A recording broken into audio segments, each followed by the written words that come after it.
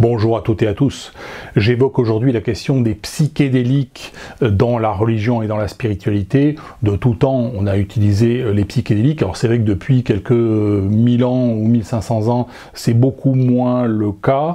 Mais dans les sociétés effectivement traditionnelles, on va dire antique et peut-être même préhistorique, on utilisait donc le bang, qui est une macération de feuilles de chanvre, on utilisait les champignons hallucinogènes, on utilisait le soma dont la recette s'est perdue. Le soma, ça c'était en Inde à l'époque shivaïste, à l'époque de la très haute antiquité.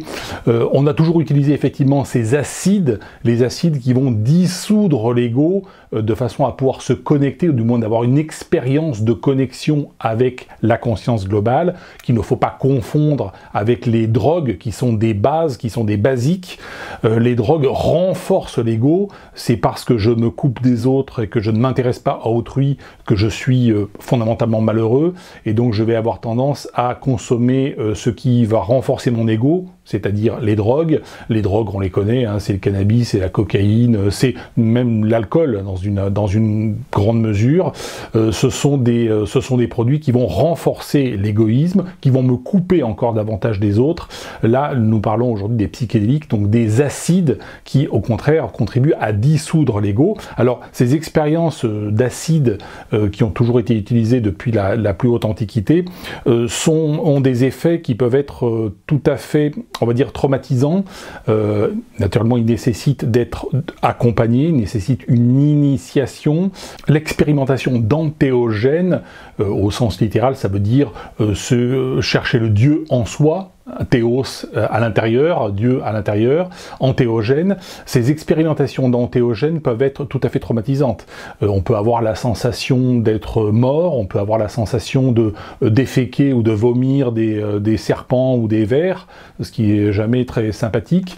En général, les personnes qui expérimentent les acides suite à une initiation ne le font pas toute leur vie, elles vont le faire une fois ou deux dans leur vie, ou deux ou trois fois grand maximum, car ces expériences peuvent être tout à fait, je le répète, tout à fait traumatisantes, et on ne recherche pas la consommation d'acide, contrairement à la consommation de drogue, où on a tendance à effectivement en consommer toujours plus.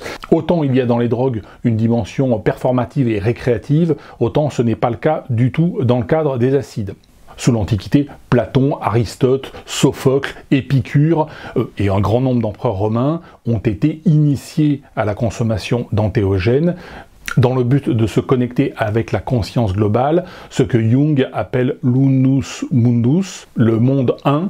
En 1969, Stanislas Grof, qui est l'inventeur de la psychologie transpersonnelle, va dire que les psychédéliques sont à la conscience ce que le télescope est à l'astronomie et ce que le microscope est à la biologie.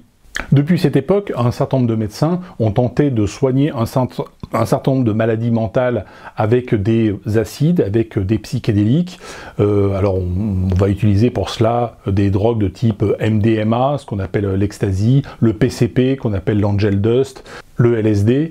Dans le cadre des accompagnements initiatiques, les psychonautes, c'est-à-dire les expérimentateurs de psychotropes psychédéliques, vont atteindre il y a trois niveaux d'expérience.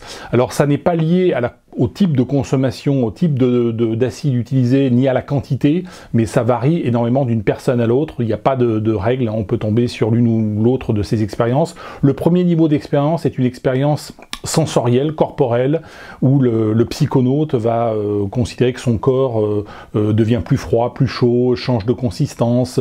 Il peut y avoir des expériences de décorporation, il peut même y avoir des expériences prénatales, c'est-à-dire il peut avoir l'expérience d'être, ou le souvenir d'être un fœtus, etc.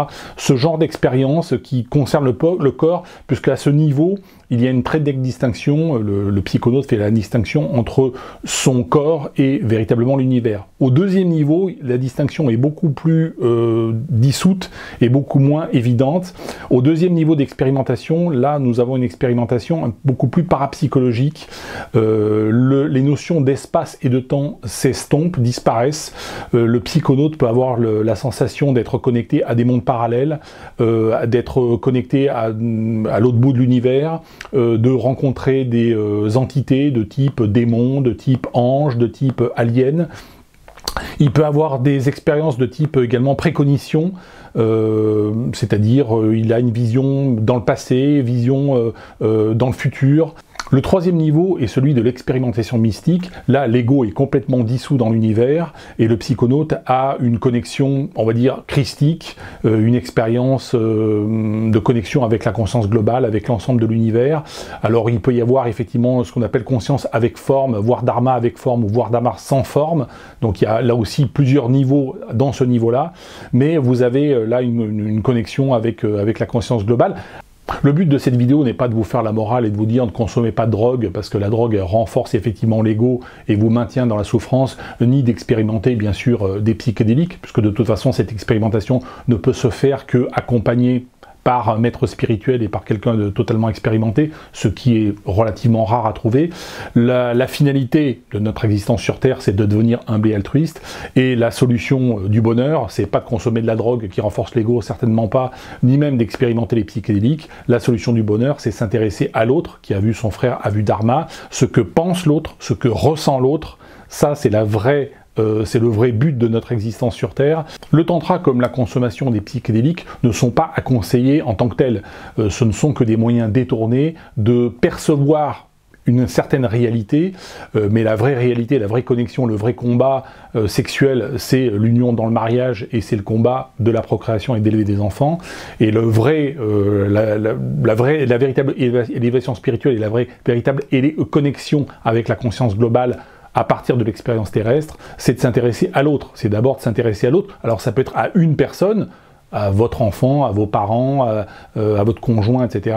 Mais aussi éventuellement à des collègues, à des étrangers, mais au moins à une personne, se connecter véritablement à cette personne-là. C'est à travers cette connexion-là que l'on va acquérir effectivement cette sagesse, que l'on va progresser en humilité et en altruisme. C'est cela le but. C'est le but de l'existence sur Terre.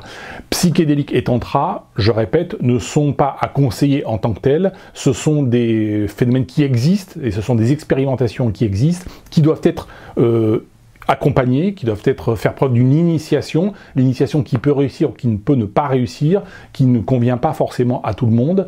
Par contre, ce qui convient à tout le monde, c'est véritablement la connexion avec autrui. Voilà, merci à toutes et à tous, et je vous dis à bientôt.